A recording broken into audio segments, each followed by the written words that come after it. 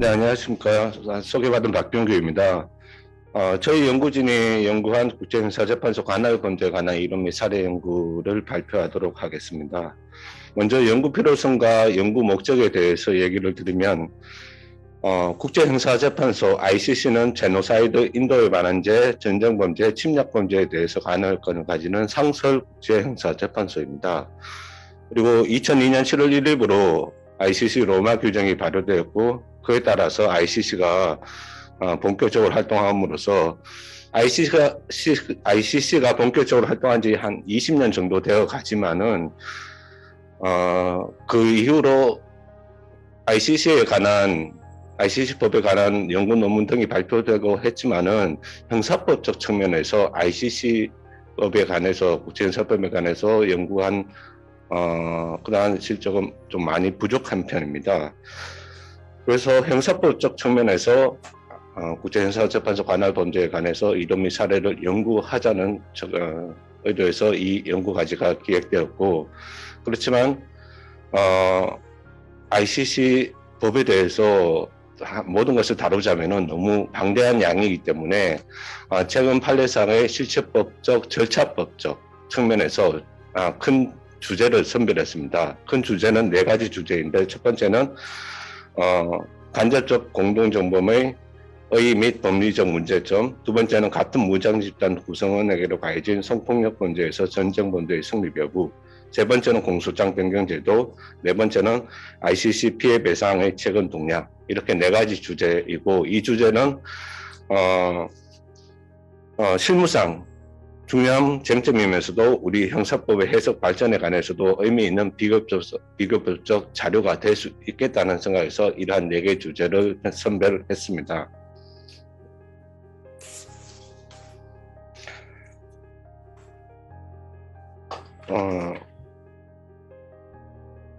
이러한 4개 주제는 사실 그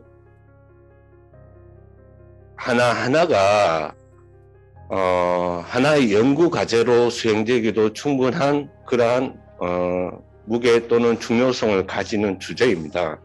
그래서 이 4개의 주제를 살펴봄에 있어서는 이론적인 그러한 분석 검토는 조금은 압축적으로 아니면 상황에 따라서는 조금은 실론적으로 행하고 현재 ICC의 논의 상황이나 속에 조금 중점을 두었습니다.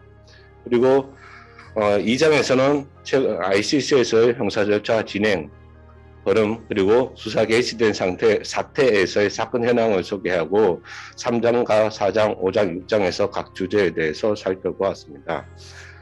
ICC에서 형사 절차는 사태 해부가 되면은 예비조사, 수사 개시, 공소사실 확인 심리, 그리고 1심 재판, 2심, 상소심 재판의 순서로 진행됩니다.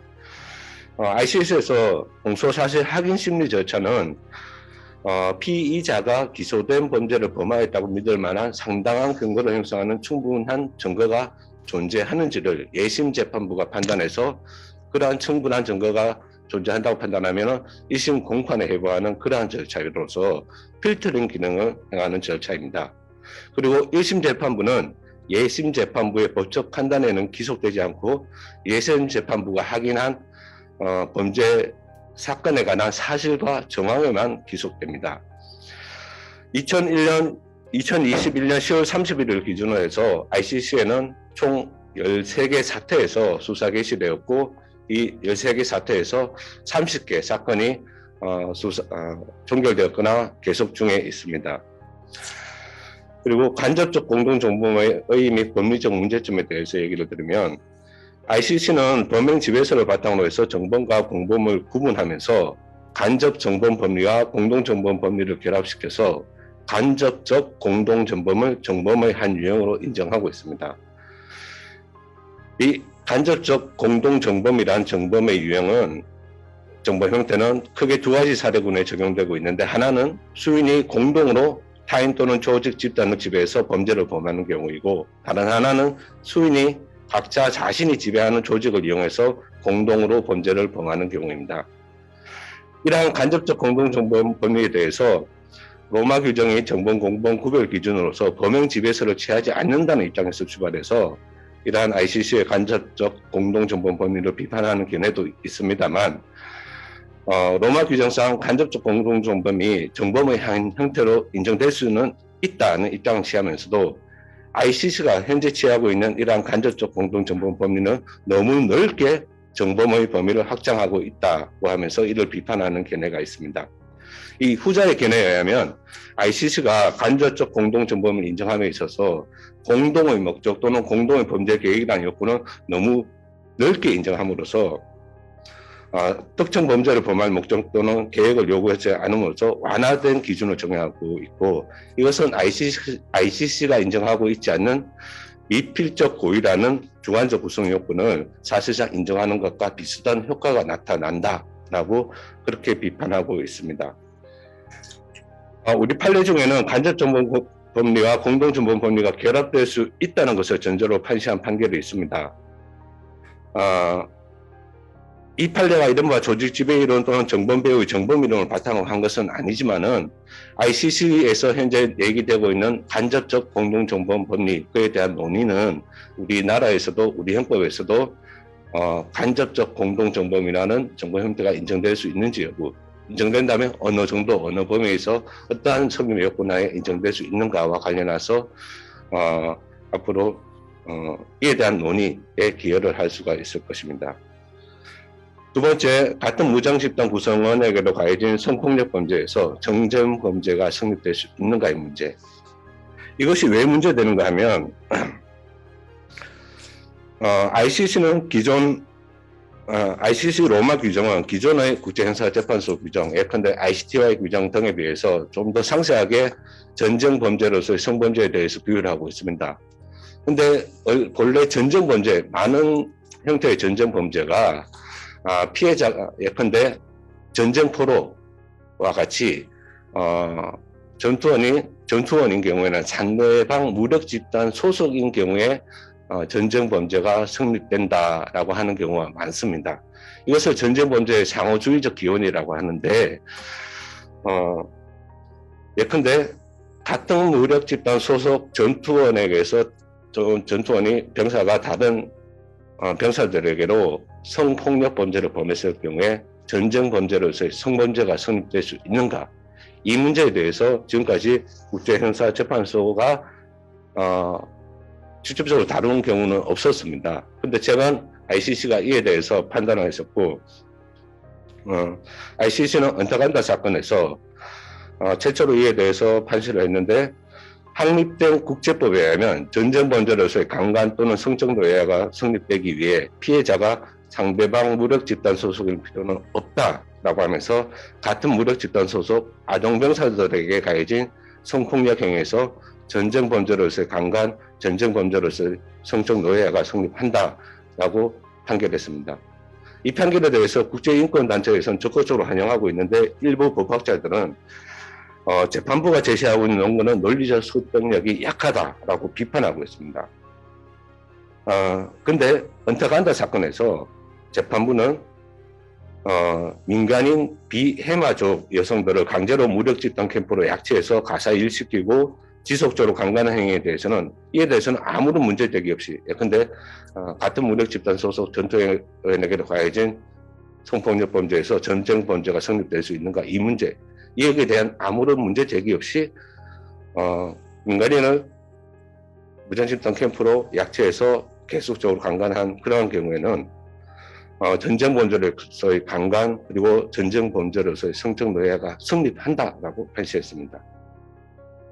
일본군 위안부 사례는 아동병사 사례에 상응하기보다는 잠깐 간단하게 얘기한 비해마족 여성 사례에 상응한다고 봐야 할 것입니다. 따라서 언타간다 사건이 일본군 위안부 문제와 관련해서 우리에게 주는 시사점은 같은 무력 집단 전투원에게로 가해진 성폭력 행위에서 전쟁 범죄로서의 성범죄가 성립할 수 있는가라는 문제와 상관없이 일본군 위안부 사례에서는 전쟁 범죄로서의 성범죄가 성립한다 또는 해당한다는 것을 명백히 하는데, 언타간다 사건이 우리에게 주는 시사점이 있다고 봐야 할 것 같습니다.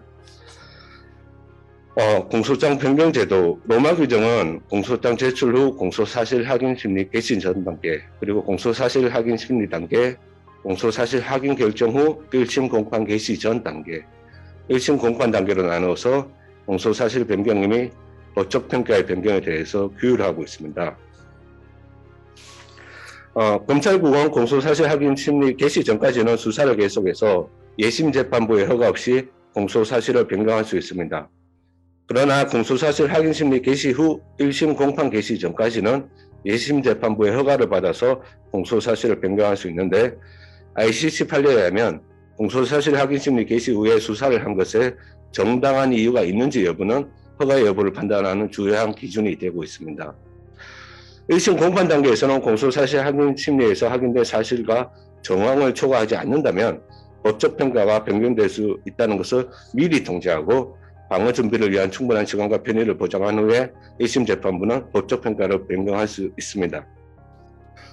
판례에 의하면 평의 단계에서 법적 평가를 변경하더라도 위법하지 않다고 합니다. ICC에서는 피해자 변호사도 법적 평가의 변경을 신청할 수 있습니다.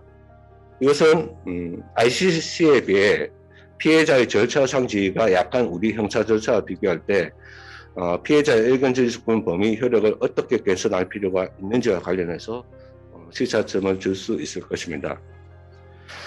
ICC는 검찰 측이 제출한 증거가 너무 불충분한 경우 피고인 즉 반대 증거 조사를 하지 않은 채 무죄 판결을 하거나 절차를 종결하는 이른바 노케이스 두에서 판결을 인정하고 있습니다. 이러한 노케이스 판결을 할 정도로 검사 측 제출 증거가 불충분한 경우에 일사부절의 효력을 가지는 무죄 판결을 하는 것이 원칙이지만 사법 방해 행위 등으로 인해 검찰국이 충분한 증거를 수집하지 못한 경우라면 일사부절의 효과가 인정되지 않는 단순 절차 종결 판결로서의 노케이스 판결도 인정하고 있습니다.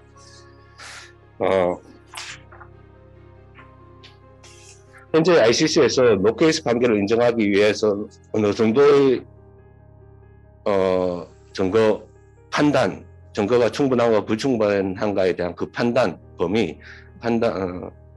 대해서 ICC에서도 판사들 사이 많은 의견이 다양한 의견이 개진되고 있는데 이러한 노케이스 판결의 인정 요건, 인정 범위, 그 효력 등에 대해서 보다 상세히 살펴보는 것은 검사의 불충분한 증거 수집에 의해 기소된 사례에서 사안의 적절한 재판 형태를 모색하는 데 시사점을 줄 수도 있을 것입니다. 그리고 ICC 피해 배상의 최근 동향에 대해서 얘기를 드리면 ICC는 2015년에 루반과 상소심 배상 판결을 통해서 피해 배상 명령의 5가지 필수적 요소를 확립했습니다. 이에 더 나아가서 2021년 3월 ICC는 언당간다 배상 명령에서 성폭력 범죄의 특수성을 감안해서 배상 원칙을 제시했습니다. 여기서 ICC는 비가해 원칙을 제시했고 초세대적 피해를 인정해서 강간 또는 성노예 피해자로부터 태어난 아동들을 직접 피해자로 인정하였을 뿐만 아니라 시급한 보호를 요하는 피해자들에게 우선적으로 배상이 이뤄질 필요가 있음을 강조했고 피해 배상은 단순히 피해자의 이런 이전 상태를 회복시킨다는 기능을 넘어서서 그 설계 실행 효과에 있어서 해당 사회를 변혁시키고 교정 효과를 발휘하도록 하는 것을 목표로 삼아야 한다고 했습니다.